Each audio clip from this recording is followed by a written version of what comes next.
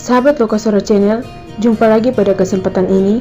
Semoga semuanya selalu dalam keadaan sehat dan senantiasa dalam lindungan Tuhan Yang Maha Kuasa.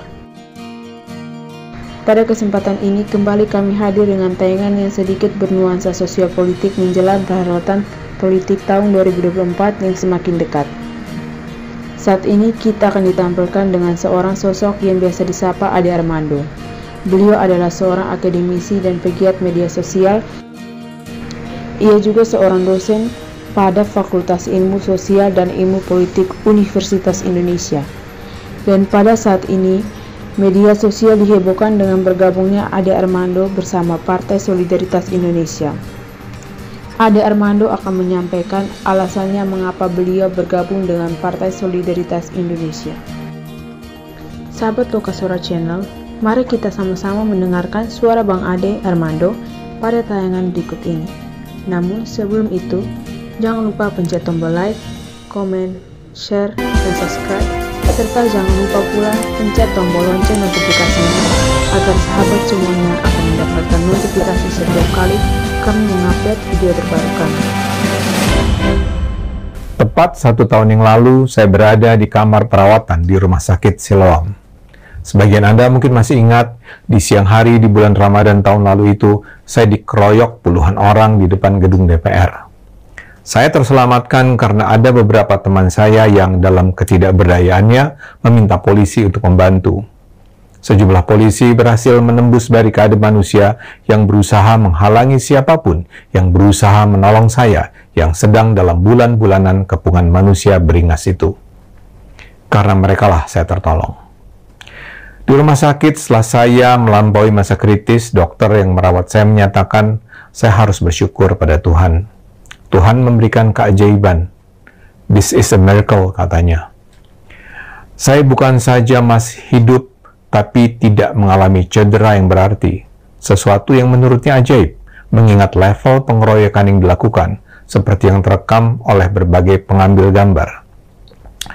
Saya percaya Tuhan masih mengizinkan saya hidup untuk alasan tertentu. Peristiwa 11 April itu membuka mata saya. Di ranjang rumah sakit, saya menyadari betapa rentannya saya. Saya sadar bahwa sebenarnya kapanpun, tanpa ada sebuah proses yang panjang, nyawa saya bisa melayang. Saya sadar bahwa ada orang-orang yang memang dengan sengaja ingin menghabisi nyawa saya. Peristiwa itu tidak bisa dipandang sebagai tindakan spontan. Hampir pasti ada yang menggerakkan. Dan ini sebenarnya bukan sesuatu yang terlalu mengejutkan. Upaya menghabisi saya sudah dilakukan dengan beragam cara. Saya diadukan ke polisi lebih dari 10 kali. Dan dalam setiap kesempatan, proses hukum tidak dilanjutkan karena memang tidak ditemukan bukti bahwa saya melanggar hukum. Saya menjadi sasaran cancel culture. Karier saya sebagai dosen dipersulit dengan cara tidak masuk akal.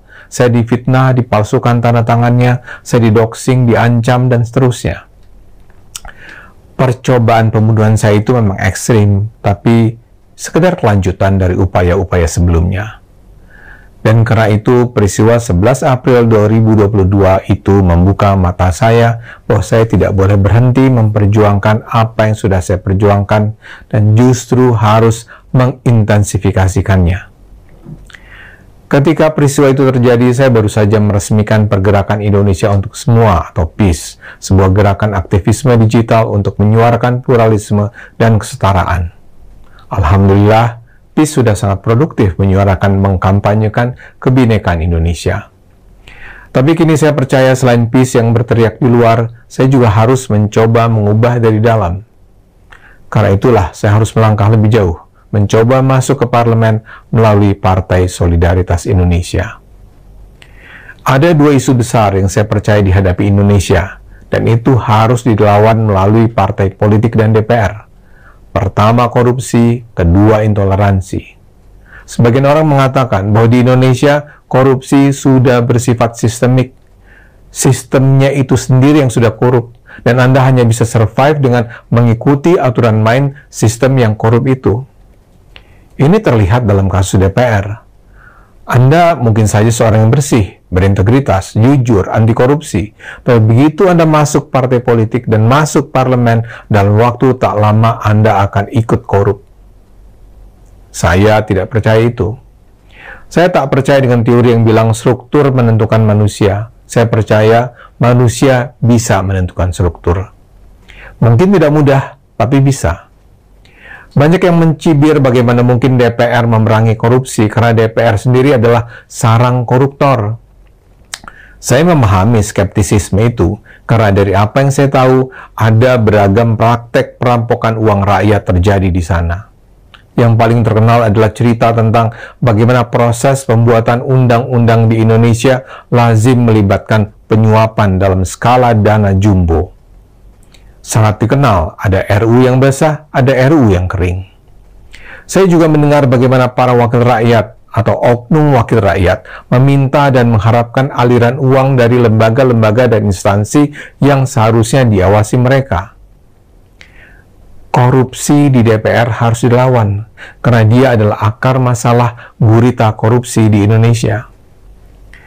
Perlawanan bisa dilakukan kalau ada banyak orang bersih masuk DPR. Harus ada banyak orang baik yang sungguh-sungguh memerangi korupsi di DPR. Setiap partai politik harus mengajukan nama-nama orang baik sebagai caleg mereka. Seringkali rakyat diminta untuk lebih melek politik dan hanya memilih orang-orang baik dalam pemilu nanti. Tapi kritisisme masyarakat tidak akan banyak berarti kalau orang-orang yang hendak dipilih memang korup. Kumpulan orang korup akan mati-matian mempertahankan sistem yang korup. Dan untuk itu kumpulan orang korup itu hanya akan mengizinkan sesama orang korup untuk masuk DPR. Ujung-ujungnya kumpulan orang korup ini akan mempertahankan praktek korup dan menelurkan produk perundangan yang pro-koruptor. Salah satu kasus terakhir adalah soal RUU perampasan aset. Presiden Jokowi sudah beberapa kali meminta agar DPR mengesahkan RUU yang sudah dirancang pemerintah itu untuk memerangi korupsi. Tapi DPR terlihat enggan. Seorang anggota DPR malah bilang itu semua bergantung pada ketua partai. That's it. Tidak ada penjelasan, tidak ada diskusi. Cukup dijawab dengan tergantung ketua partai.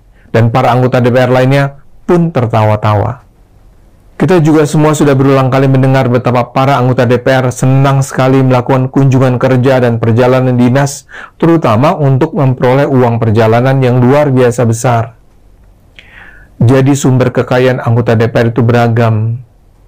Itu yang mungkin menjelaskan cerita Krisdayanti bahwa setiap tahunnya penghasilan anggota DPR bisa mencapai 3-4 miliar rupiah. Ini semua harus diubah, dan cara untuk mengubahnya adalah dengan masuk ke dalam parlemen.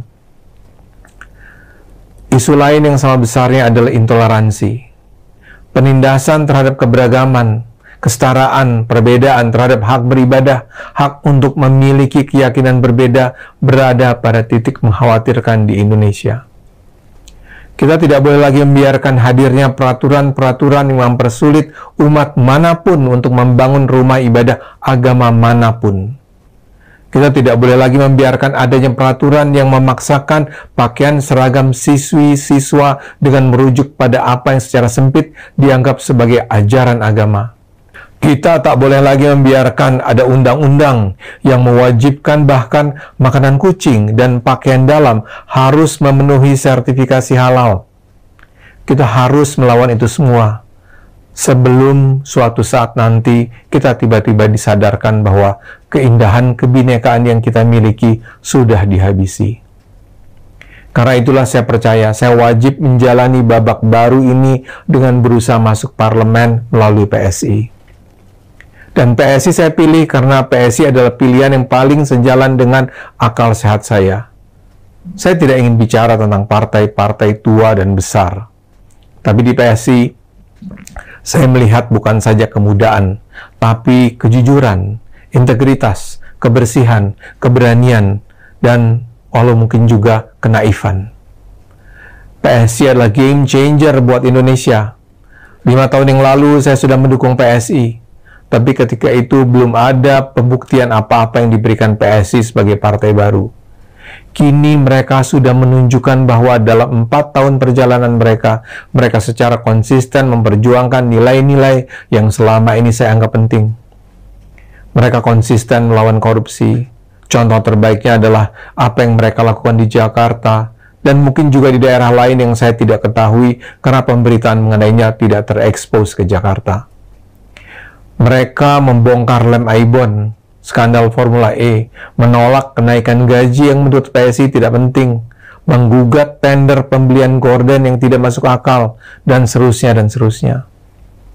Dalam kasus lem Aibon, anggota PSI membongkar skandal itu bahkan diberi sanksi oleh Badan Kehormatan DPRD.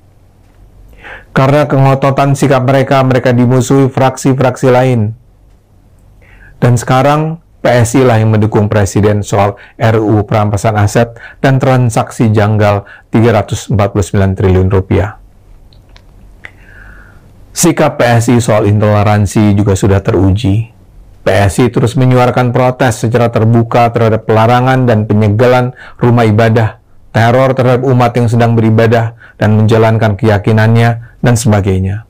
Yang terbaru, PSI adalah satu-satunya parpol yang meminta agar Kementerian Agama dan Kementerian Dalam Negeri merevisi peraturan bersama tentang pembangunan rumah ibadah. Anehnya, parpol-parpol lain memilih diam dalam kasus-kasus penindasan hak asasi manusia itu. Jadi buat saya, PSI adalah satu-satunya partai yang bisa saya harapkan memerangi korupsi dan intoleransi. Memang pasti ada yang bertanya, apakah PSI bisa lolos ke Senayan? Jawabannya sederhana, ya PSI harus berjuang. Saya sendiri sangat percaya PSI akan lolos.